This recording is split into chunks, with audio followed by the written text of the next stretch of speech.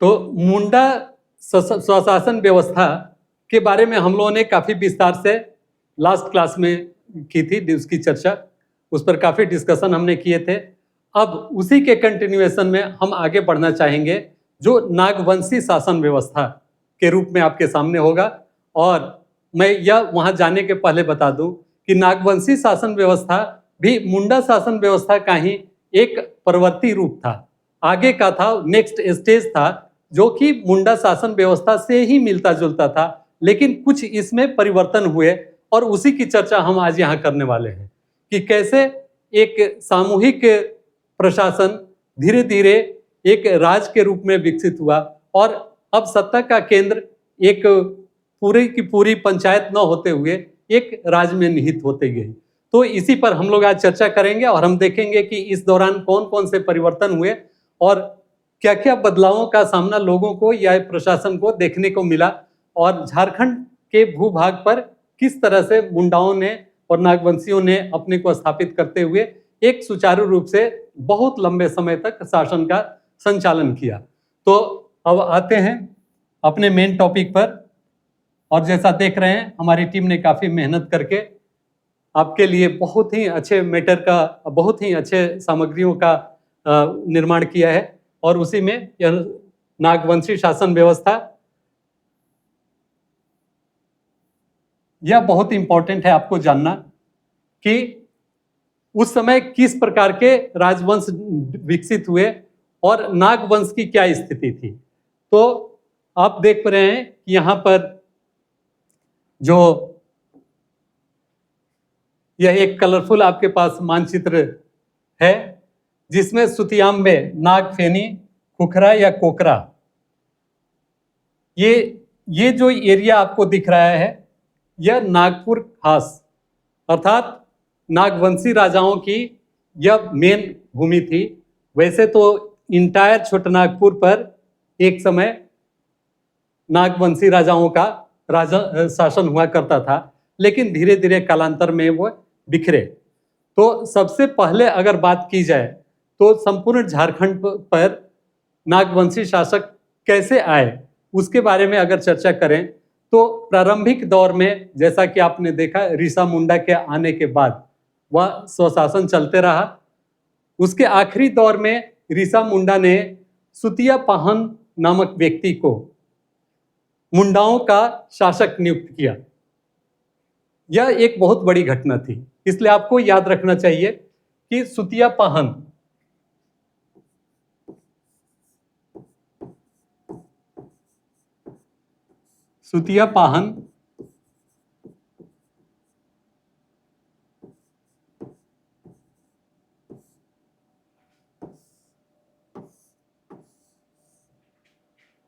सुतिया पाहन पहला शासक ऋषा मुंडा के द्वारा नियुक्त किया गया और इसने सुतिया नागखंड की स्थापना की।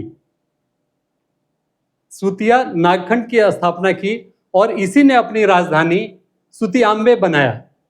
आप देखेंगे इसमें खोखरा, ये चुटिया सुतियाम्बे, यहाँ पर इसने अपना राजधानी बनाया और इसी के नाम से, सुतिया पाहन के नाम से वो चला।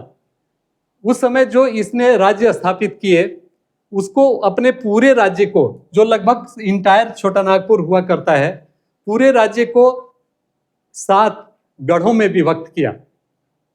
7 गढ़ काफी इंपॉर्टेंट हैं और वे गढ़ कौन कौन से थे? तो सबसे पहला नाम आता है लोहागढ़।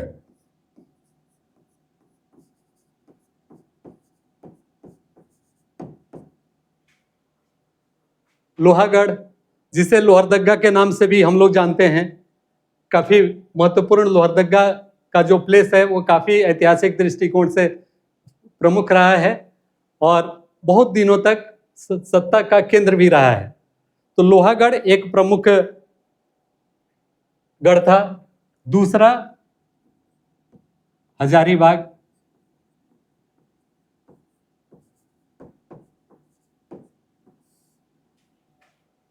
तीसरा पालुनगढ़,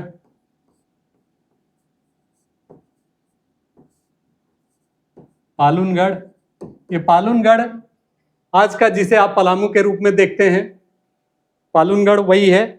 मानगढ़,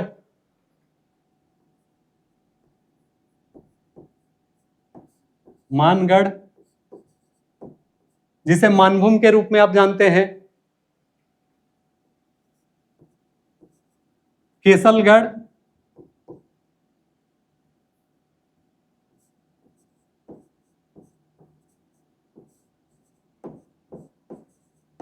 जिसे सिमडेगा के रूप में जानते हैं।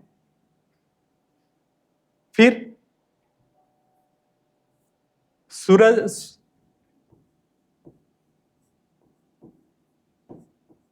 सुरगुगढ़,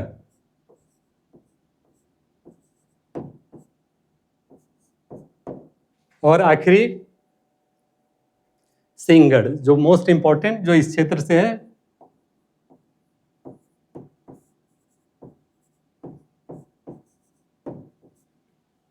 ये सिंहभूम का क्षेत्र सिंहगढ़ कहलाया।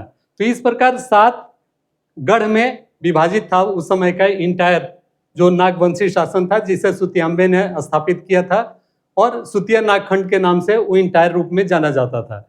और इसमें 21 परगना, छोटे छोटे परगना हुआ करते थे, और उन परगने के अलग अलग हेड हुआ करते थे जो जमींदार किस्म के थे। तो इस प्रकार से ये 7 गढ़ और 21 परगना में विभाजित था। लेकिन बहुत लंबे समय तक यह प्रशासनिक व्यवस्था कायम नहीं रह सकी, और कालांतर में इसका क्षय होने लगा। और धीरे धीरे बहुत लंबे समय के बाद जो इसका आखिरी शासक था वह मुद्रा, बहुत इंपॉर्टेंट, मुद्रा मुंडा।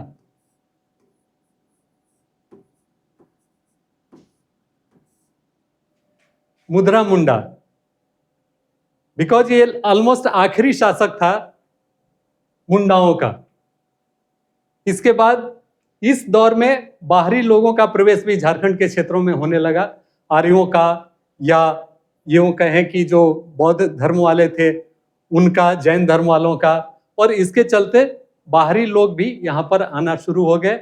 और इनके बाद जो शासक हुए, बहुत इतिहास में उनका इम्पोर्टेंट नाम है, और आप सभी उनको फनी मुकुट राय के नाम से जानते हैं।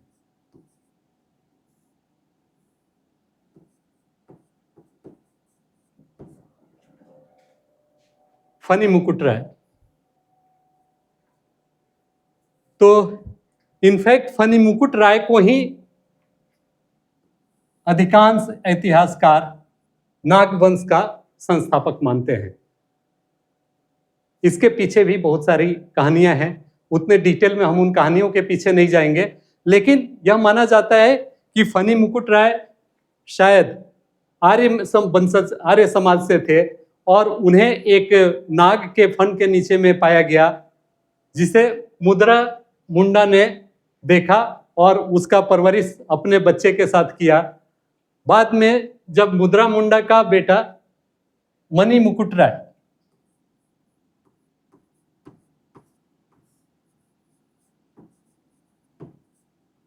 मणि मुकुट राय, ये दोनों साथ साथ बड़े होते हैं। फनी मुकुट राय, मणि मुकुट राय। मणि मुकुट राय मुद्रा मुंडा का बेटा।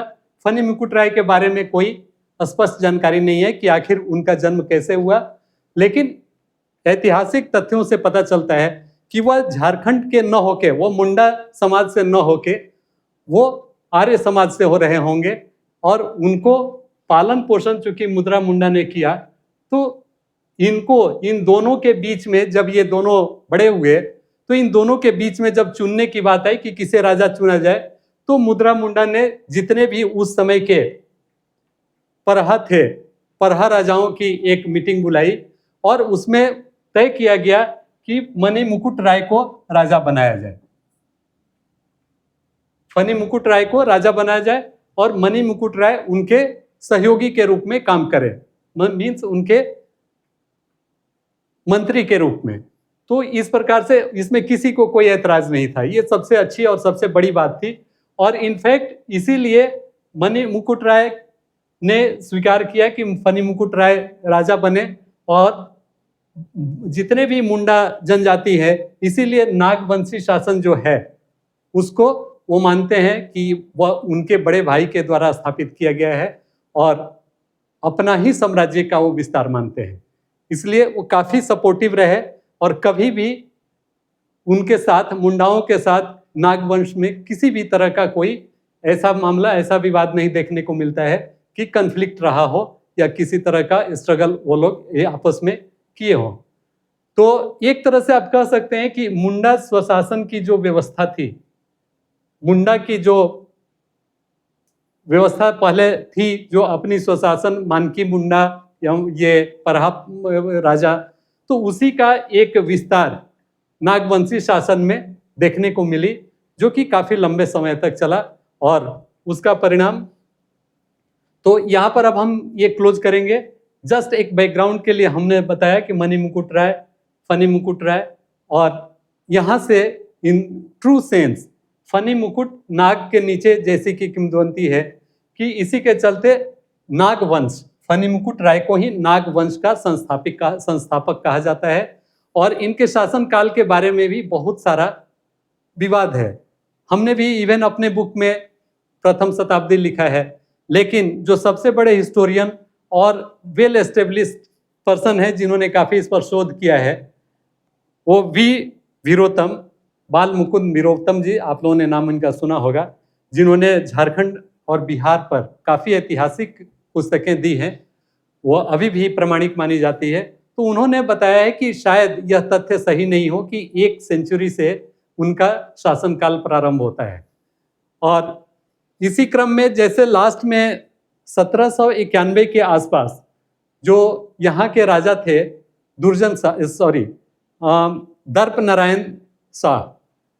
दर्प नारायण शाहदेव ने जो भारत के गवर्नर को एक पत्र लिखा था, जिसमें उन्होंने पूरा कुर्सीनामा दिया था अपने नागवंश का। तो उसके अनुसार भी अगर पीछे चला जाए तो यह देखा जाता है, या यह होता है कि वह 1 शताब्दी तक नहीं पहुंचता है, और वह लगभग 1000 के बाद से शुरू होता है। तो विवाद जो भी हो, चाहे पहली सेंचुरी माने या 11वीं सेंचुरी माने, हमें नहीं लगता है कि इतने विवादित प्रश्न के पीछे या इस तथ्य के पीछे जेपीएससी को जाना चाहिए। लेकिन जस्ट आपके नॉलेज के ख्याल से हमने इन दोनों तथ्यों को रख दिया कि क्या माना जाता है। अधिकांश झारखंड के जो भी इतिहास लिखने वाले लोग हैं, आप उनकी पुस्तकों का अध्ययन करेंगे तो वो प्रथम सेंचुरी से नागवंश की स्थापना को महत्व देते हैं और मानते हैं कि फनी मुकुट राय के द्वारा इसकी स्थापना 83 ईस्वी में शुरू हुई थी। लेकिन जो तथ्य वीरोत्तम ने स्थापित किया है, उसके अनुसार ये 11वीं शताब्दी से शुरू होकर आगे बढ़ी थी। एनीवे, जो भी वो कालखंड रहा हो, लेकिन इतना तय है कि काफी लंबा विस्तार था नागवंश का, और उन्होंने पूरे झारखंड को इन्फ्लुएंस किया। और इसीलिए नागवंश के इतिहास को पढ़े बगैर झारखंड के इतिहास को पढ़ा हुआ नहीं समझा जा सकता है। तो इसको अच्छे से हम लोग, और जो आगे का हमारा क्रम आएगा उसमें हम जानने की कोशिश करेंगे। लेकिन आज के पॉइंट ऑफ व्यू से नागवंश के केवल अध्ययन और उनकी क्या शासन व्यवस्था थी, उसके लिए यहीं पर अब रुकते हैं, और आगे के लिए हम बढ़ेंगे जो तो देखेंगे कि कितने सारे हमारे उस समय की जो व्यवस्थाएं थी उसमें क्या क्या पद हुआ करते थे, और वे पद आखिर आए कहाँ से। जो पहले अगर मुंडा का शासन का विस्तार था, तो फिर नागवंश में ये नए नए पद कैसे आते गए। तो मुझे यकीन है कि आपने इस मैप को देख लिया होगा, और केवल देखने से नहीं काम चलेगा, आप एक इमेज अपने माइंड में बनाएं कि किस पार्ट में छोटा नागपुर खास राज था, किधर पलामू, आपको मालूम है इधर रेखसैलों का राज था, सिंहभूम क्षेत्र जिसमें सिंह वंश का साम्राज्य हुआ करता था, और लगभग यही 3 बड़े राज झारखंड में स्थापित रहे, और बाद में बाकी छोटे छोटे राज्य स्थापित होते गए। पंचेत राज के बारे में भी हम लोग जानने का कोशिश करेंगे, क्योंकि पंचेत राज और छोटा नागपुर राज के बीच में काफी गहरा संबंध है, और एक दूसरे को जरूरत पड़ने पर इन लोगों ने मदद की है। तो इसमें और एक प्रमुख शासक हुआ करते थे जो भीमकर्ण के नाम से वो प्रसिद्ध हैं, और भीमकर्ण के समय में इनफैक्ट सरगुजा के जो राजा थे उन्होंने अटैक किया और काफी मुस्तैदी से इन्होंने उस आक्रमण का वो सामना किया और जिसके फलस्वरूप इनका और राज्य का विस्तार हो गया। तो ये भीमकर्ण, ये भी याद रखने लायक हैं। भीमकर्ण शासक जो थे इसमें, भीमकर्ण।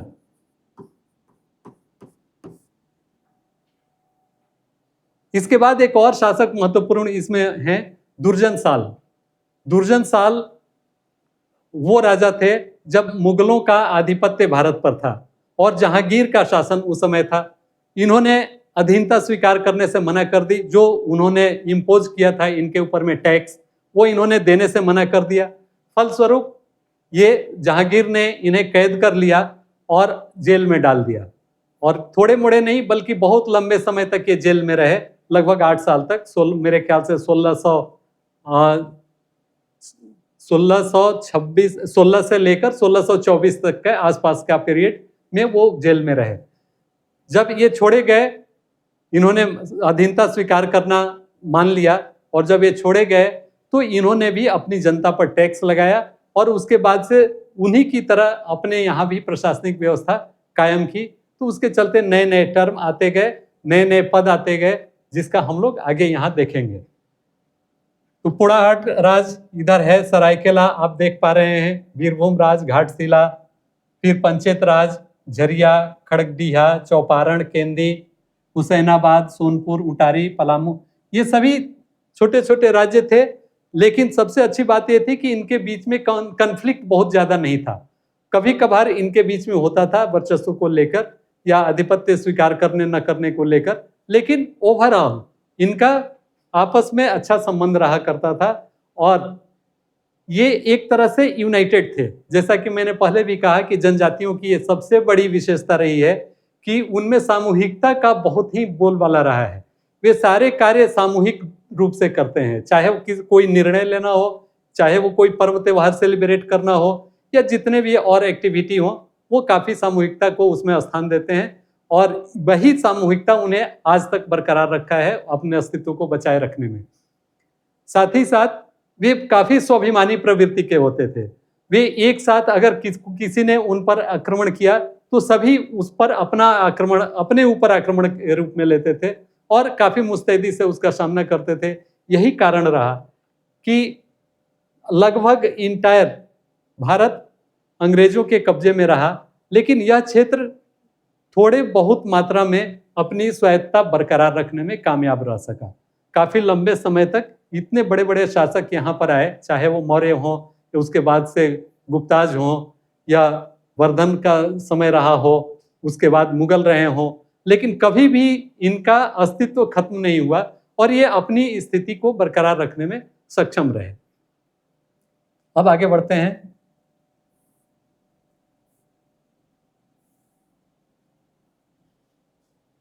जैसा कि अभी हम लोगों ने काफी विस्तार में चर्चा की कि 64 ईस्वी में सुतियांबे के महाराज कहना उचित नहीं होगा, राजा मुद्रा मुंडा के शासनकाल में, राजा भी नहीं बल्कि एक उनके स्वशासन से ही सर्वमान्य नेता आप कह सकते हैं कि शासनकाल में नागवंश की शुरुआत हुई।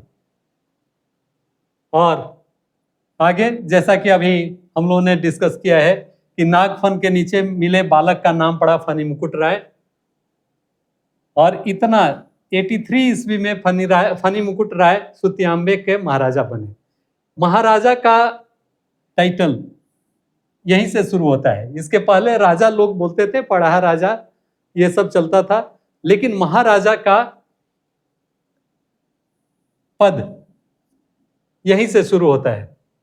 तो पहले महाराजा थे फनी मुकुट राय, और जो सुतियांबे में जिनकी राजधानी थी, सुतियांबे की राजधानी हमने पहले बताया कि सुतिया पाहन के द्वारा स्थापित राज्य की राजधानी उसी के नाम पर सुतियांबे रखा गया था, वही बरकरार रहा।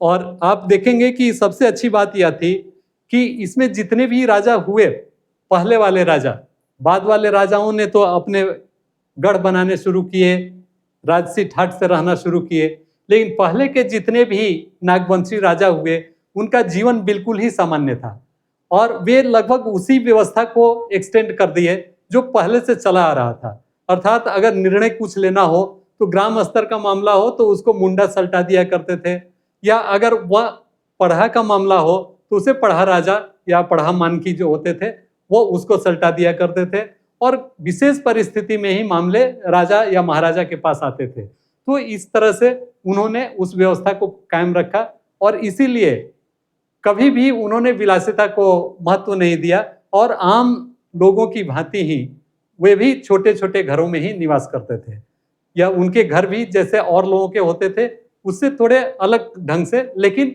छप्पर और फूस के निर्मित ही होते थे। बाद में यह व्यवस्था या परिवर्तन देखने को मिला कि बड़े बड़े महलों का निर्माण हुआ, गढ़ों का निर्माण हुआ। सुरक्षा के दृष्टिकोण से भी वह आवश्यक था, हो सकता है कि इसलिए भी उनका निर्माण करना जरूरी हो गया हो, और खासकर सुरक्षा के दृष्टिकोण से चाहे एकदम विकट जंगल का मामला हो या पहाड़ों के ऊपर हो, उन्होंने अपने गढ़ को, अपने महल को स्थापित करने का कार्य किया। तो आगे बढ़ते हैं। बहुत ही आसान है, आप केवल सुनते रहें एक कहानी की भांति और आपको सारी चीजें आपके जहन में, आपके मानस पटल पर, आपके माइंड में अंकित होते जाएंगी। So friends, need not to worry anything about this. जो भी होगा वो धीरे धीरे हम करते चलेंगे और अपने टारगेट पर पहुंचेंगे। तो अब आगे आते हैं। फनी मुकुट राय ने नागवंश शासन की नींव रखी, लेड द फाउंडेशन ऑफ नागवंश। प्रमुख केंद्र क्या थे? मेजर सेंटर सुतियांबे, चुटिया, चुटिया से ही चुटिया नागपुर, खोखरा, दोईसा, ये सारे उनके, पालकोट, ये सब परगने थे और वहां पर इनके बाद में गढ़, उनके किले बनते गए, राजधानी भी चेंज होते गया और इसके चलते ये बदलते गया। इसमें प्रताप राय जो चौथे इनके शासक हुए, उन्होंने सुतियांबे से अपना स्वर्णरेखा नदी के किनारे रांची में जो स्थित है चुटिया, वहां पर इन्होंने अपनी राजधानी स्थापित किया और संभवतः इसी से चुटिया नागपुर से छोटा नागपुर इस इंटायर क्षेत्र को कहा जाने लगा होगा, जैसे कि मान्यता है।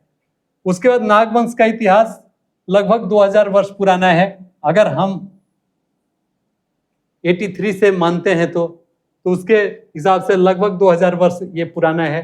अगर 1000 से मानते हैं तो 1000 वर्ष पुराना है, लेकिन अभी हम मानेंगे कि 2000 वर्ष पुराना उनका शासन रहा है, क्योंकि बहुत सारे मुंडा अभी भी बिलीव करते हैं कि बहुत पुराना उनका शासन रहा है। नागवंशी शासक भी ये मानते हैं। कुछ लोगों से तो मेरी प्रत्यक्ष भी बातें हुई है, वे भी मानते हैं कि बहुत पुराना है और ये प्रथम शताब्दी ही मानना उचित होगा।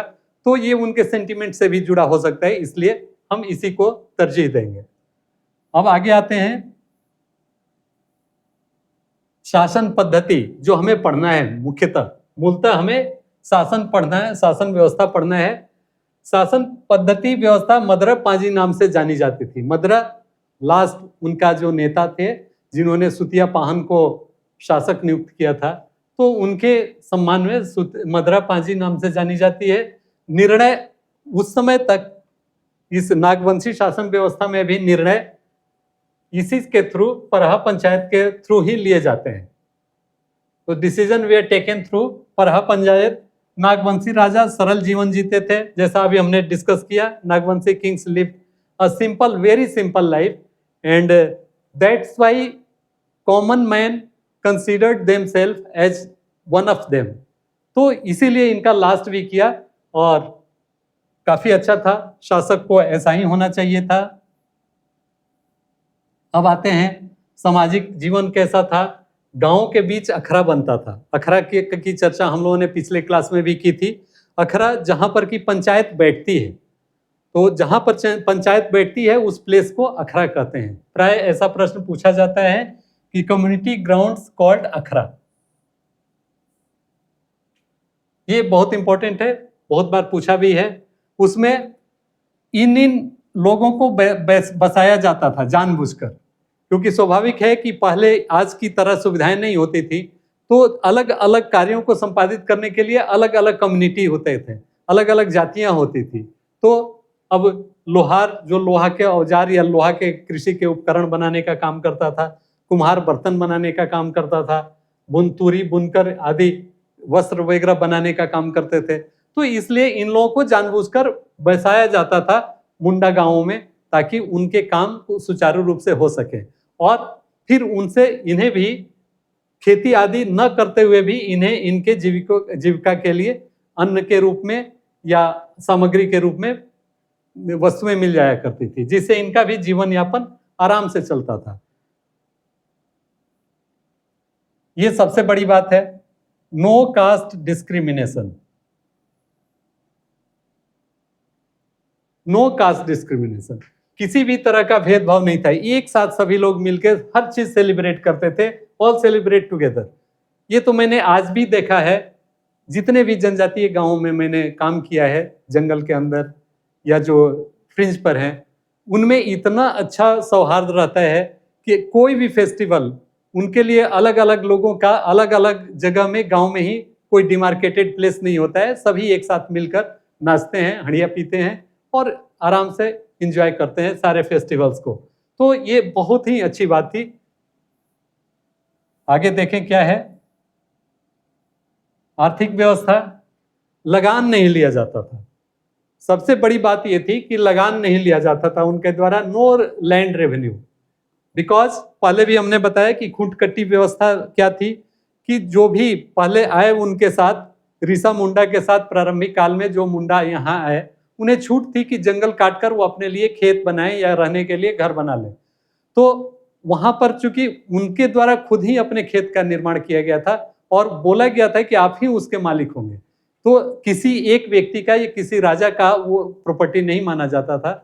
और ये माना जाता था कि जिसने उसको तैयार किया है वही उसका ओनर होगा, वही उसका मालिक होगा। इसीलिए उसमें कुछ जरूरत नहीं थी। जमीन बनाने की स्वतंत्रता मुंडा, खुटकटी, उरांव लोगों में भुइहरी उसको बोलते हैं, तो सदान लोग जो अदर कास्ट के थे, नॉन ट्राइबल ट्राइब्स थे, उनको उन्होंने जो जमीन बनाई काट के जंगल को, उसको कोड़कर कहते थे। तो अलग अलग ये नाम है जो कि आपको जानना चाहिए। फिर वस्तु विनिमय प्रणाली थी। स्वाभाविक है कि रेवेन्यू सिस्टम अभी इस तरह से रुपया या इस तरह का वैसा प्रचलन था नहीं। या गांव में अभी भी आप देखते होंगे कि किसी के पास अगर धान अधिक है, किसी के पास अगर दाल अधिक है, तो वो एक दूसरे से अपना एक्सचेंज करते हैं, या सब्जी वगैरह होने की स्थिति में भी। तो इसीलिए वहां पर वस्तु विनिमय से उनका काम चल जाता था। और एक कॉमन टोकन मनी या टोकन उसके लिए उनको जरूरत नहीं पड़ती थी, जैसे रुपया या पैसा। तो इससे उनका काम उस समय चल जाता था।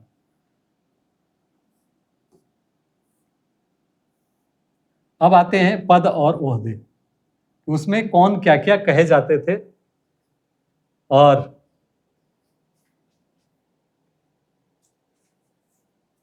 इतने सारे उसमें पद होते थे। और आपको बता दें कि इसमें से अधिकांश पद जो हैं वो बाद के हैं। जैसे आप जमादार देख रहे होंगे, इलाकादार, दिगवार, कोटवार, ये तोपची। ये स्वाभाविक है कि ये पहले के नाम नहीं थे और ये बाद में उनके ये नाम जुड़ते गए और इनके पद उसी के अनुरूप होते गए। जैसा कि मैंने कहा, दुर्जन साल जब वहां पर बंधक थे और जब उन्हें मुक्त किया गया, तो बहुत सारे मुगल व्यवस्था का जो मामला था, मुगल जो प्रशासन की चीजें थी, उन्होंने स्वीकार किया। लगान लेने की प्रथा भी उसी के बाद से प्रारंभ हुई, क्योंकि उन्हें भी देना पड़ता था, वो टैक्स देना पड़ता था राजा को, मुगल सम्राट को। इसलिए ये सारे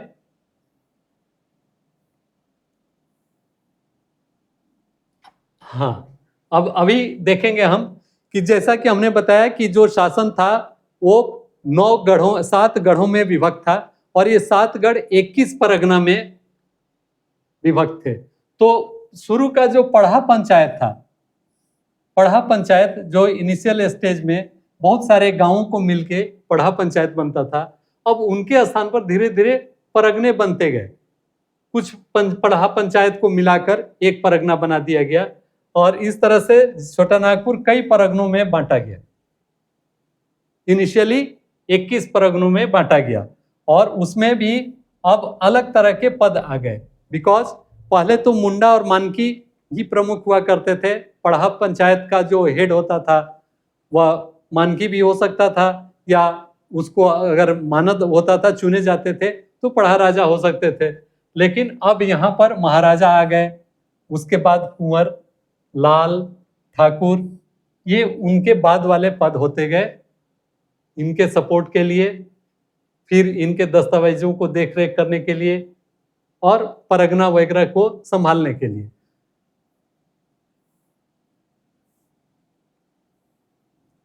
मुगलों का प्रभाव, मुगलों ने नजराना वसूला, बाद में नियमित मालगुजारी में बदल दिया। नजराना मीन्स एक बार आप दे के मुक्त हो जाइए कि इतना हमने दे दिया और अब से आप हमसे कोई टैक्स नहीं लेंगे।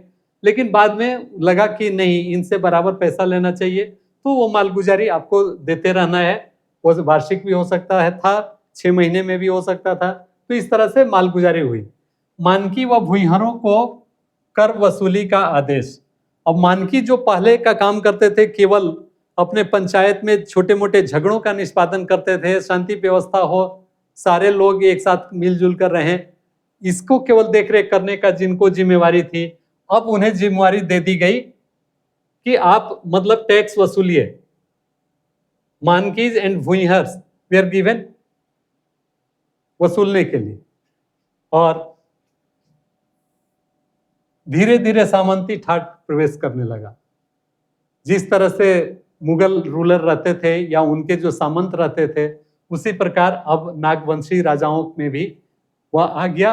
उन्होंने देखा कि कितने शान शौकत के साथ वो अपना जीवन यापन करते हैं, तो उस व्यवस्था को वो अपने यहाँ भी लेकर आए। और उन्हें लगा कि जब मैं जनता से वसूल कर रहा हूँ टैक्स, तो फिर लगान जब मैं ले रहा हूँ और उसका कुछ पार्ट वो मैं दे रहा हूँ मुगल शासक को, तो जो मेरे पास है तो उससे मैं क्यों नहीं आरामदेह जीवन जीऊं। तो उसके बाद से चेंज हो गए उनके ठाट बाट।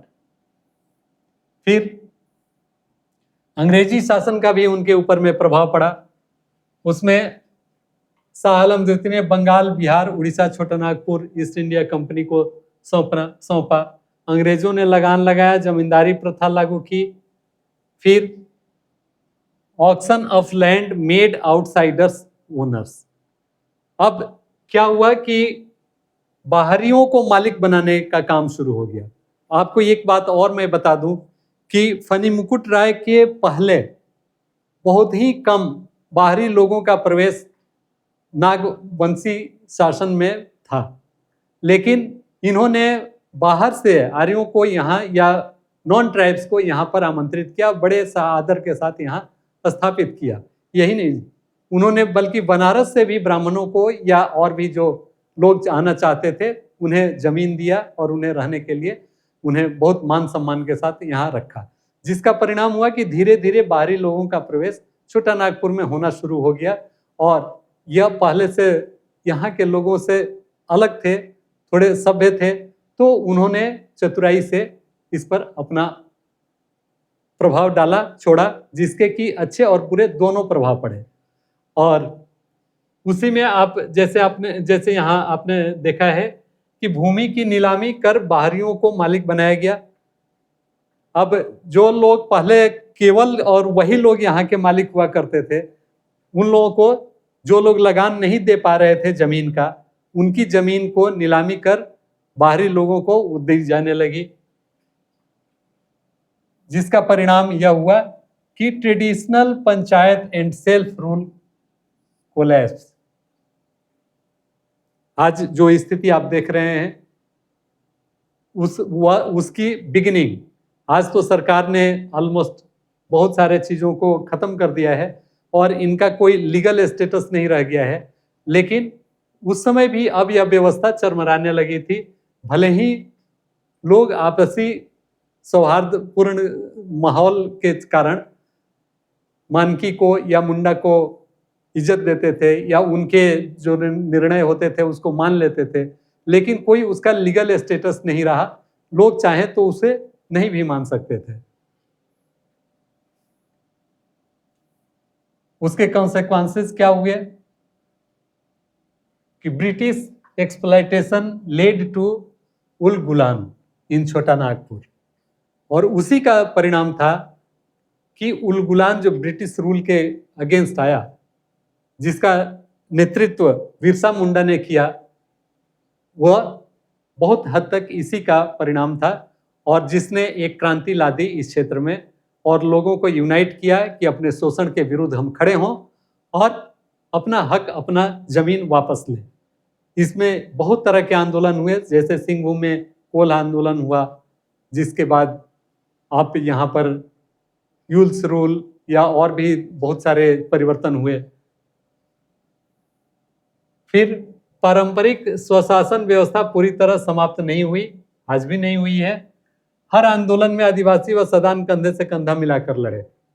उसमें भी हम लोगों ने देखा कि उल गुलान में जो बिरसा मुंडा का उल गुलान था, सबों ने देखा कि अब हमारे अस्तित्व पर प्रश्न चिन्ह लग रहा है, तो क्या राजे और क्या सामान्य जन, सभी ने मिलकर अंग्रेजों से लोहा लिया और काफी ही सशक्त विद्रोह यहाँ की धरती ने, यहाँ के लोगों ने अंग्रेजों के विरुद्ध किया और स्वतंत्रता आंदोलन में उनकी भूमिका को हमेशा याद किया जाएगा, क्योंकि इन्होंने जो किया शायद अन्य लोगों में, अन्य राज्य के लोगों ने वैसा नहीं किया। जिस तरह से संगठित ढंग से इन्होंने अंग्रेजों के विरुद्ध अभियान चलाए या अपनी रक्षा के लिए, अपने अस्तित्व को बरकरार रखने के लिए इन्होंने जो एकजुटता दिखाई, वह काफी महत्वपूर्ण है।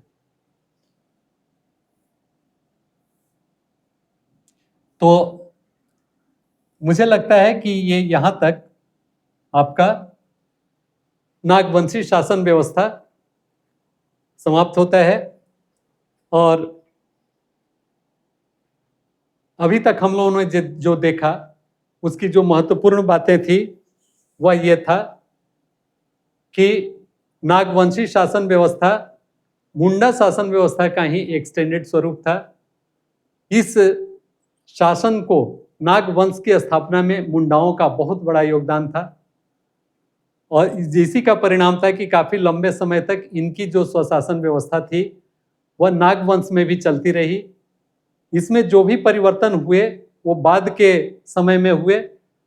मुगलों के आगमन के बाद से इसमें आमूल परिवर्तन हो गया और अंग्रेजों के समय में इसने और विकराल रूप लिया, जिसका परिणाम बिरसा उल गुलान के रूप में हुआ और एकजुटता का परिचय लोगों ने दिया।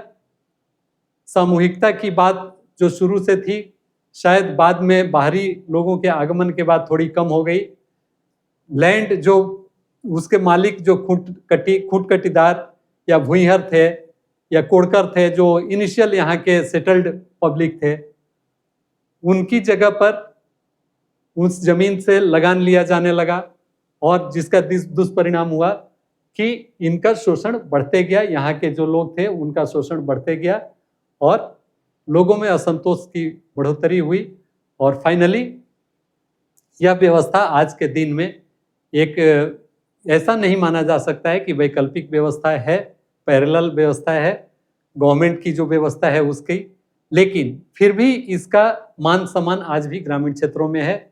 आज भी चूंकि मानकी और मुंडा वंशागत पद होते थे, तो आज भी आप गाँव में जाएंगे तो जो मानकी मुंडा परिवार के लोग हैं उनका आदर, उनका सम्मान आज भी उसी तरह का है और भले ही बहुत बड़े बड़े मामलों का निष्पादन वो नहीं कर पाते हों, लेकिन छोटे मोटे मामलों में आज भी उनकी राय प्रमुखता से ली जाती है और लोग उसको मानते हैं।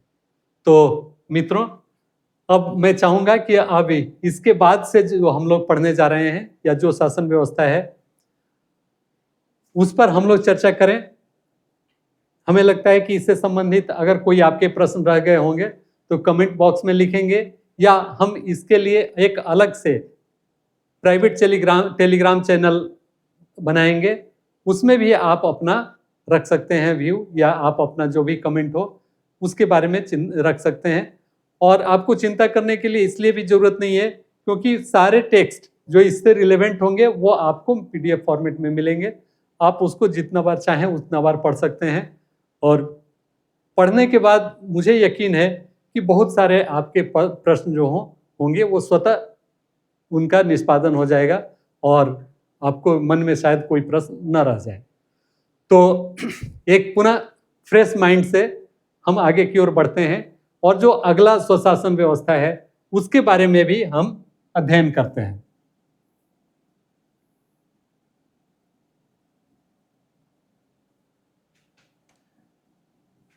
अब आता है पढ़ा पंचायत।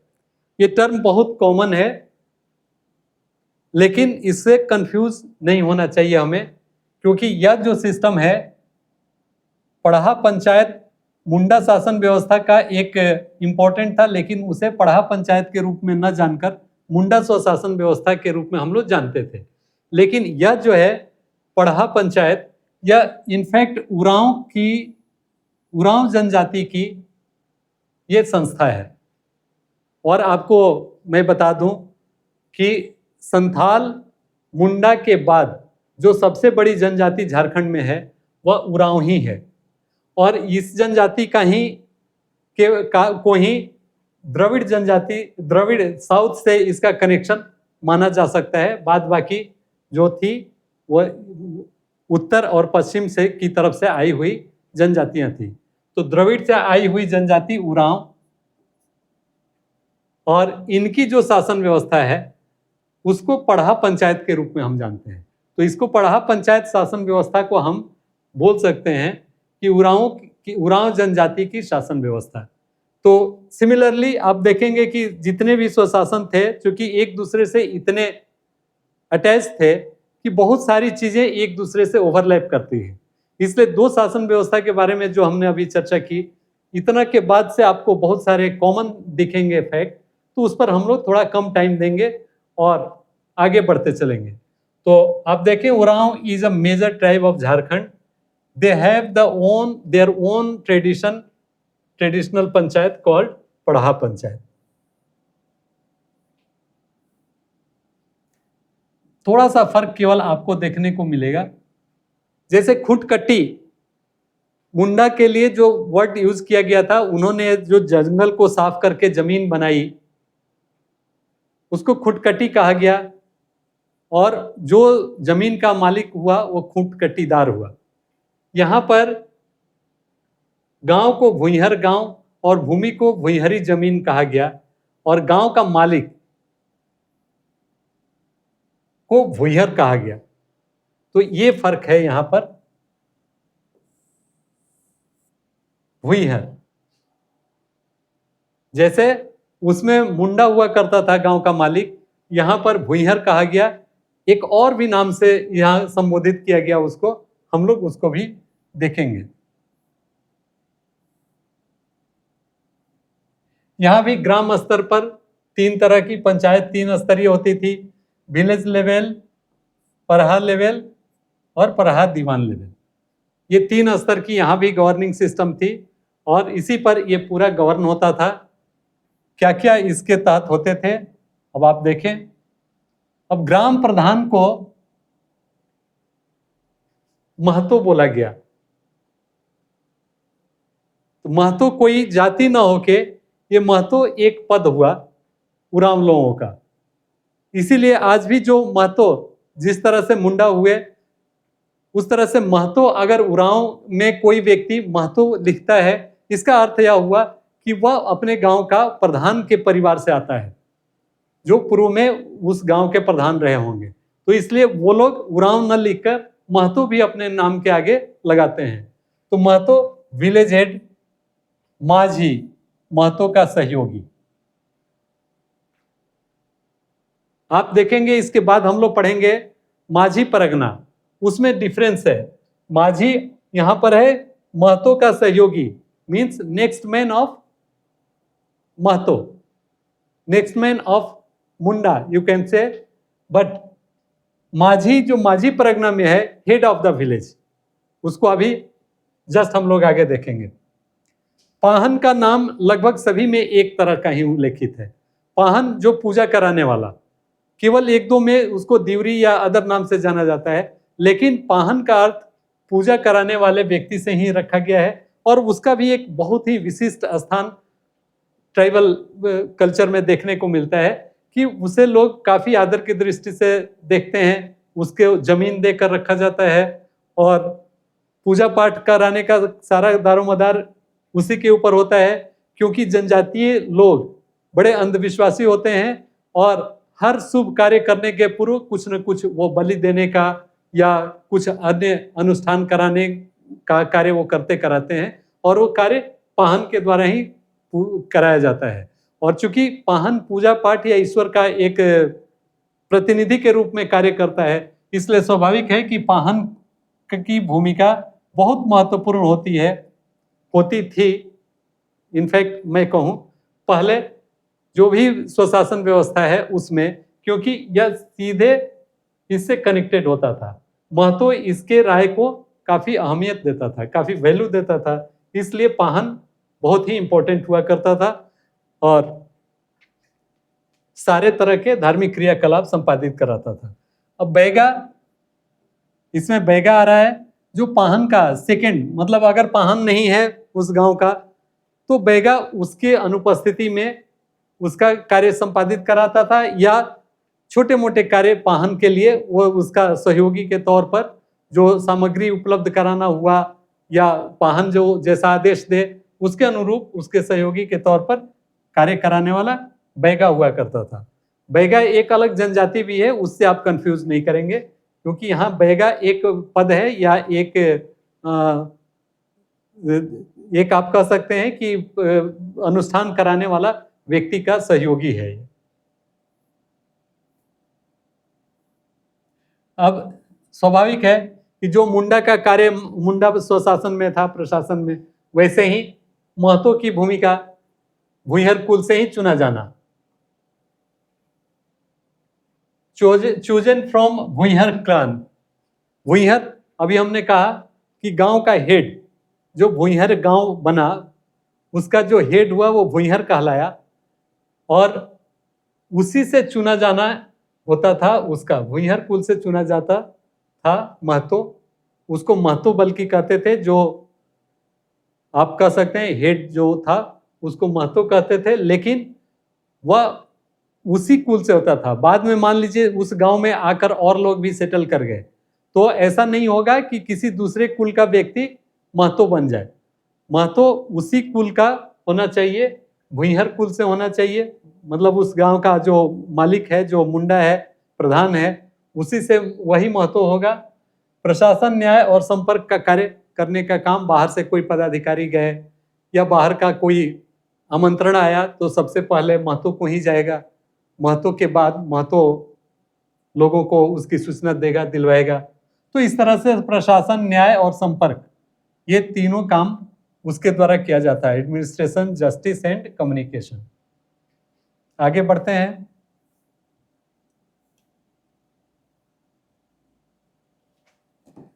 महतो के बाद पाहन की भूमिका, पाहन की भूमिका क्या थी तो मैंने अभी चर्चा की, धार्मिक अनुष्ठान, पर्व त्योहार संपन्न कराना, उसके लिए पहनई भूमि दी जाती थी, पाहन से पहनई, उसको लोग कंबाइंड वे में अपनी भूमि से थोड़ी थोड़ी करके, या जिसको भुइहर बोल दे या महतो बोल दे, उसमें से कुछ कुछ जमीन देकर, और इसको जमीन दी जाती थी इसके जीविकोपार्जन के लिए।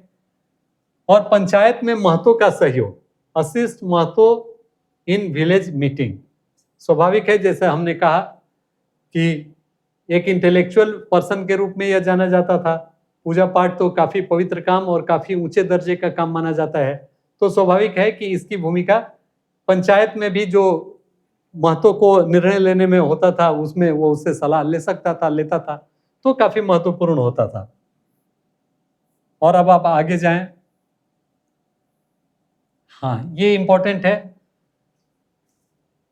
उसमें 5 से 20 तक के, हमने कहा कि 5 से 20 तक के पंचायत मिलकर पढ़ा बनाते थे। इसमें भी 5, 7, 11, 21 या 22 गांव मिलकर पढ़ा बनते हैं। अब ये नंबर किस लिए और क्यों ऐसा रखा गया है इसके बारे में जानकारी ज्यादा नहीं है, लेकिन आप इतना जाने कि इतना या 5 से लेकर 22 गांव को मिलकर एक पढ़ा बनता है। और निर्णय 3 स्तर पर होते हैं, निचला, मध्य और सर्वोच्च। अभी हम देखेंगे। अंतिम निर्णय सर्वोच्च पंचायत द्वारा, सुप्रीम पंचायत, जिसको दीवान, शायद दीवान बोला गया। अब वो देखें, पढ़ा दीवान जो सर्वोच्च संस्था है, सर्वोच्च पदाधिकारी, heads of the supreme position, पढ़ा के ऊपर में भी दीवान। सभी पढ़ा पंचायतों का समन्वय करना, जितना है उसके बीच में तालमेल बैठाना। उसके बाद coordinates all panchayat functions like अ सुप्रीम कोर्ट। अब ये जो डिसीजन दे दिया, अब वो अकाट्य है, उसको मानना ही है। पहले के समय में तो क्या होता था, अभी भी उरांव में ये संस्था ये प्रमुख है, और ये बाइंडिंग नहीं कहें, लेकिन फिर भी लोगों द्वारा स्वीकार किया जाता है। तो यह है।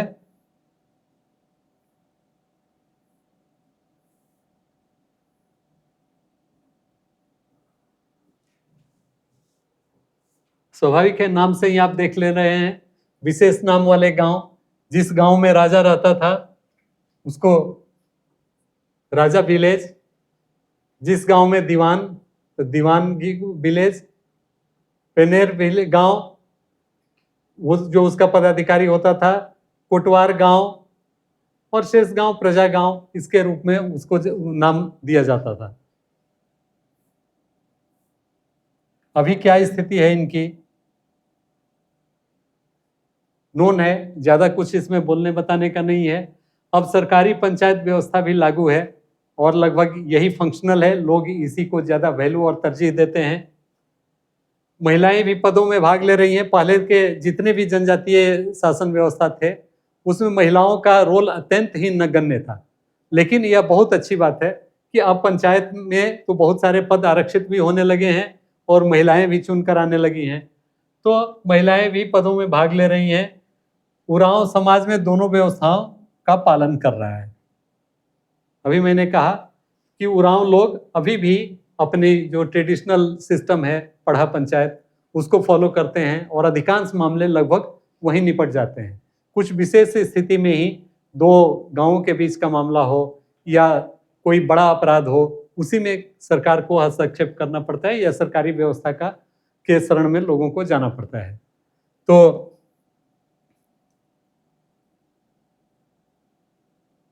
मित्रों, हमने फिनिश किया मुंडा शासन व्यवस्था, नागवंशी शासन व्यवस्था और पढ़ा पंचायत शासन व्यवस्था, मीन्स उरांव की शासन व्यवस्था। अब एक और अति महत्वपूर्ण शासन व्यवस्था के बारे में भी हम आज पढ़ेंगे, और वह शासन व्यवस्था जिससे कि पूरे पूरा कोल्हान क्षेत्र लगभग जिससे शासित होते रहा, उसके बारे में हम लोग पढ़ेंगे। और अब आप देखें कि वह कौन सी शासन व्यवस्था थी। आप बिल्कुल ही कंफ्यूज नहीं होंगे मुंडा मानकी शासन व्यवस्था और मुंडा शासन व्यवस्था से, क्योंकि मुंडा मानकी शासन व्यवस्था जिसकी चर्चा अभी हम लोग करने जा रहे हैं, यह इनफैक्ट हो लोगों की शासन व्यवस्था है। हो जो कि कोल्हान क्षेत्र में प्रमुखता से पाए जाते हैं और उनके द्वारा जो शासन व्यवस्था अपनाई गई उसको मुंडा मानकी शासन व्यवस्था कही गई। यह भी कुछ उसी तरह का है, लेकिन कुछ इसमें परिवर्तन है। अब आप देखें परिवर्तन पर या जो चेंजेज है उसके बारे में आप देखें। हो समाज मुंडा जनजाति की तीसरी शाखा है। यह कहना कुछ बहुत सही नहीं मुझे प्रतीत होता है, लेकिन भाषा मुंडा से मिलती जुलती है, लेकिन संस्कृति व शासन व्यवस्था में भिन्नता है। Language resembles Munda but culture and governance differ. आज भी पारंपरिक पंचायत प्रणाली कायम है। मैंने काफी नजदीक से इस व्यवस्था को देखा है। इनफैक्ट काफी लंबे समय तक मेरा पदस्थापन कोल्हान क्षेत्र में रहा है, तो मैंने उनके गांवों में होते हुए निर्णयों को, होते हुए पंचायत की बैठकों को देखा है। और वही नहीं, जो मानकी के स्तर पर होते हुए कुछ निर्णय को खुद हमने भी फील किया है कि कैसे आसानी से वो लोगों को अपने पक्ष में या सरकार के पक्ष में या विपक्ष में कराने की क्षमता रखते हैं, तो हमने महसूस किया है। तो आज भी ये पारंपरिक पंचायत प्रणाली मजबूत है और लोग इसके बहुत सारे कायदे कानून आज भी मानते हैं। स्वशासन पदाधिकारी में क्या होता है, मुंडाओं की भांति ही इसमें भी ग्राम प्रधान मुंडा ही कहलाता है। प्रशासन, न्याय और लगान वसूली का दायित्व, इसमें एक जो इम्पोर्टेंट पद होता है वह है डाकुआ का। डाकुआ यह बहुत ही इंपॉर्टेंट पद होता है और यह एक तरह से संदेश वाहक का काम करता है। जैसे किसी गांव में कोई खबर पहुंचानी हो तो वो डाकुआ के द्वारा किया जाता था, और वो डाकुआ एक डुगडुगी रखता है और डुगडुगी पीट कर और वो लोगों को इन्फॉर्मेशन देता है, और इसके बदले में इस कार्य के लिए डाकुआ को कुछ पैसे भी दिए जाते हैं। तो डाकुआ संदेशवाहक मुंडा का सहयोगी सूचनाएं जनता तक पहुंचाता है।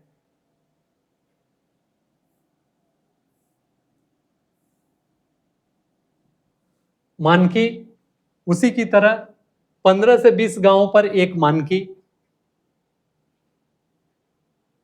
फिर इसमें एक अलग व्यवस्था यह है, पीड़। 15 से 20 गांव पर एक मानकी होता है, लेकिन 5 से 10 गांव मिलकर पीड़ या ग्राम पंचायत बनाते हैं। इसमें 5 से 10 गांव मिलकर एक पीड़ या पंचायत, मतलब हर गांव में जरूरी नहीं है कि पंचायत हो, वो 5 से 10 गांव, छोटे छोटे गांव जो आसपास के हैं, वो मिलकर एक पीड़ बनाएंगे और उस पीड़ का एक पंचायत होगा, और उसका पंचायत में बैठक में मुंडा और डाकुआ शामिल, मानकी का फैसला अंतिम होता है। मानकी का रोल तब होता है जब मुंडा के द्वारा उसका निदान नहीं किया जा सके। किसी मामले को if not resolve by the Munda, then it goes to Manki and Manki's decision is final. अन्य पदाधिकारी इसमें क्या होते हैं, इसमें भी वैसे ही है, थोड़ा सा केवल फर्क है। तहसीलदार, स्वाभाविक है कि अभी बाद में आया टर्म, और यह तो बल्कि हमें लगता है अंग्रेज के समय में आया। 3 मानकियों की समिति, यह एक इम्पोर्टेंट है। जैसे बहुत सारे पीड़ को मिलाकर मानकी होता है, और अगर उस क्षेत्र में कोई बड़ी घटना घट जाए तो 3 मानकियों की एक टीम बनाई जाती है, जो कि जटिल समस्या का वो फाइनल करते हैं और निदान करते हैं। जैसे किसी जंगल के किसी भूभाग पर फॉरेस्ट प्रोड्यूस कलेक्ट करने के लिए 2 गांवों में अगर कन्फ्लिक्ट होता है, या ग्रेजिंग के लिए जानवर को ले जाने के लिए होता है, तो वैसे वैसे मामलों के लिए 3 मुंडाओं की कमिटी बनती है, मानकी की कमिटी बनती है, और उनका निर्णय वो फाइनल माना जाता है, और उसे लोगों को एक्सेप्ट करना, गांव के लोगों को एक्सेप्ट करना होता है। उसके बाद आते हैं यहाँ पर पुजारी। जैसे और सब जगह में पाहन शब्द आपने देखा होगा, यहाँ पर पुजारी को दिवरी कहा जाता है। priests are called दिवरीज। तो ये एक इंपॉर्टेंट है, और स्वाभाविक है कि नाम से भी क्लियर है, यात्रा दिवरी मीन्स सहायक, दिवरी का जो असिस्टेंट, जो उसमें बैगा हुआ करता था, अभी हम लोगों ने पढ़ा, यहाँ पर आपका दिवरी, यात्रा दिवरी। पंचायत की कार्य प्रणाली उसी तरह का जैसा आपको पहले बताया जा चुका है कि ग्राम पंचायत स्थानीय विवादों का निपटारा करना, property, family, village disputes are handled in panchayat, serious cases are referred to Manki और कमिटी। जो मानकी की कमिटी होती है उसको, या मानकी को जो बहुत गंभीर स्तर का आरोप होता है उसको वहां पर भेजा जाता है।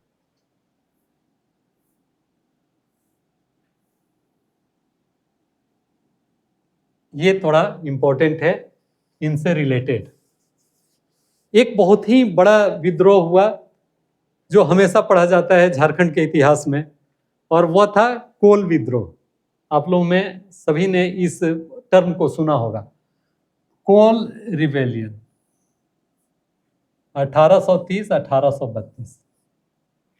और यह इसी क्षेत्र में हुआ था, कोल्हान में यह हुआ। और यह हो लोगों का एक विद्रोह था काफी बड़े स्तर पर, और इसमें भी वही कर वसूली और अत्याचार, जो जबरदस्ती अंग्रेज कर वसूलते थे और जिससे लोग यहाँ काफी सामना करते थे विकट स्थिति का, फाइनेंशियल लॉस उनको होता था। इसके चलते उन्होंने एक विद्रोह किया और उसका रिजल्ट यह हुआ कि विल्किंसन रूल, इसको काफी हम लोग विल्किंसन रूल काफी फेमस है। यह आया विद्रोह के बाद 1837 में। हालांकि यह रिबेलियन जो था उसको दबा दिया गया, और विल्किंसन उस समय यहाँ का कमिश्नर था, और उसने जो रूल बनाए, जो सेटलमेंट किए, लोगों से जो समझौता हुआ, उनको कुछ राहत देने के लिए उसने कुछ प्रावधान किए, वो विल्किंसन रूल कहलाया, जो 1837 में आया। और उसमें क्या था मेन उसके प्रावधान, वह देखें। Mundas declared village king and मानकी एज काउंसिल हेड्स। उसने जो व्यवस्था पहले थी उसको उसने कायम रखा। पहले वह नष्ट करने की कोशिश किया कि जो भी था वो अंग्रेजी सिस्टम से ही गवर्न होगा। लोगों ने इसका काफी विरोध किया। मुंडा को गांव का राजा कहिए या गांव का पंचायत का हेड, और मानकी को पंचायत प्रधान घोषित किया गया। कर संग्रह की नई प्रणाली लागू हुई। इसमें क्या किया गया, अगर 1 रुपया कलेक्शन होता है तो 12 आना उसमें से मानकी के पास जाएगा। फिर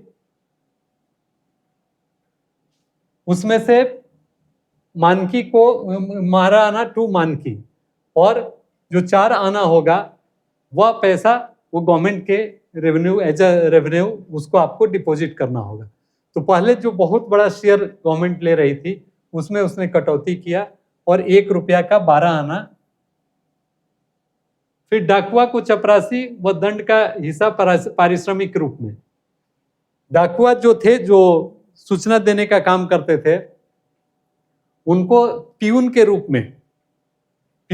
में अपॉइंट करने का निर्णय लिया गया, और दंड का हिस्सा, जो दंड से पैसा मिलता था, उसमें से इनका समझिए कि पेमेंट होता था, सैलरी दी जाती थी।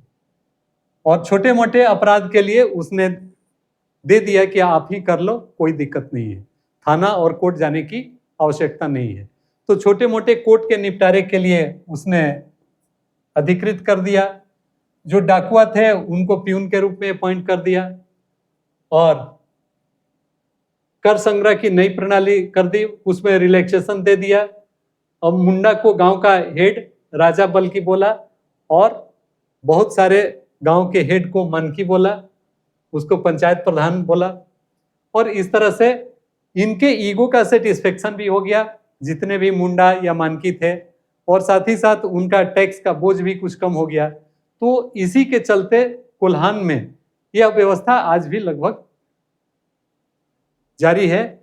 भले कानूनन रूप से आज ये विल्किंसन रूल सफल नहीं है, लागू नहीं माना जा सकता है, सरकार ने बहुत सारे परिवर्तन कर दिए हैं, लेकिन फिर भी व्यवहारिक स्तर पर या धरातल पर आप देखेंगे तो इसमें से बहुत सारे अभी भी आज भी इंप्लीमेंट किए जाते हैं। अब इसका इंपॉर्टेंस एंड आउटकम क्या हुआ, उसका रिजल्ट, कि पारंपरिक शासन और ब्रिटिश प्रशासन का संगम, या दोनों का मिला जुला स्वरूप आया, और से ये भिन्न दोनों का मिला जुला स्वरूप आया। Fusion of traditional governance and British system, न्याय और कर व्यवस्था स्थानीय समाज के अनुकूल, जो वो चाहते थे जिस तरह का, वह होने लगा। मुंडा मानकी प्रणाली पर जनता का गहरा विश्वास, people had a strong faith in Munda Manki system, तो उनका विश्वास, बिलीफ वो रह गया, और जिसके चलते ये लंबे समय तक चलते रहा। तो यह थी कोल्हान की हो जनजाति की स्वशासन व्यवस्था, जिसके बारे में अभी हम लोगों ने चर्चा की। पारंपरिक इसका क्या स्वरूप था, उसके बाद से इसमें कुछ जो चेंजेस हुए, इम्पोर्टेंट टर्निंग पॉइंट था जो अभी हम लोगों ने विल्किंसन रूल में देखा कि विल्किंसन के आने के बाद जब इन लोगों ने काफी बड़ा विद्रोह यहाँ पर हुआ 1830-1832 के बीच में, जिसका आउटकम था विल्किंसन रूल। अभी हम लोगों ने यहाँ पर देखा है, इसमें 1830-1832 के बीच जो हुआ टैक्स कलेक्शन को लेकर जो हुआ था कि बहुत ज़्यादा सरकार टैक्स ले रही है, वो हम नहीं देंगे, जिसका परिणाम हुआ कि गवर्नमेंट को कंसिडर करना पड़ा और विल्किंसन रूल के तहत बहुत सारे फैसिलिटी दिए गए और जो ये व्यवस्था थी मुंडामान की व्यवस्था, वो लोगों के बीच में स्थापित रह गया। तो मित्रों, मुझे उम्मीद है कि आज के क्लास में आपको बहुत परेशानी नहीं हुई होगी। कुछ टर्म्स हैं जो कि आपको याद रखने होंगे। मैं कोशिश करूंगा कि जब सारे स्वशासन व्यवस्था हम लोग पढ़ लें तो उसके बाद से एक तुलनात्मक चार्ट आपको दूं कि किस में किसको क्या बोला जाता था, किसका क्या रोल हुआ करता था, सो दैट कि आपको ज़्यादा परेशानी नहीं हो उन टर्म्स को याद रखने में, और एक बार अगर आप बैठा लें अपने दिमाग में तो उनका उत्तर दे सकें, क्योंकि इसमें टर्म्स बहुत मायने रखते हैं, बहुत इंपॉर्टेंट होते हैं और उन टर्म्स के बारे में प्राय पूछा जाता है। अभी कुछ और शासन व्यवस्था के बारे में हमें पढ़ना बाकी है, ढोकलो सोहर, फिर माझी परगना, फिर अन्य जातीय व्यवस्था में जितने भी यहाँ के ट्राइब्स हैं, जैसा कि मैंने पहले भी बताया था कि झारखंड में कुल 33 जनजातियाँ आज के डेट में विद्यमान हैं, अधिसूचित हैं। उसमें से 32 तो पहले से थी, एक पुरान जनजाति को 2022 में शामिल कर लिया गया, तो इस तरह से 33 जनजातियाँ यहाँ हैं। तो उन सबों के बारे में हम लोग थोड़ा मोड़ा पढ़ेंगे, बहुत विस्तार से नहीं, क्योंकि जो विस्तार से पढ़ने का जिसका स्पेसिफिक डिस्क्रिप्शन जेपीएससी ने अपने सिलेबस में किया था वह इन्हीं सब का था। इसके बाद ढोकलो सोहर और माझी परगना, ये सब इम्पोर्टेंट है, उसके बारे में हम लोग पढ़ लेंगे। और उसके बाद जितने भी जातीय शासन व्यवस्था हैं उसमें जो इम्पोर्टेंट होंगे उनके बारे में पढ़ेंगे, या जिनके टर्म, जिनमें कुछ अलग तरह के टर्म आपको प्रयुक्त हुए होंगे उसके बारे में हम लोग विस्तार से पढ़ेंगे। तो आज के लिए इस क्लास में इतना ही।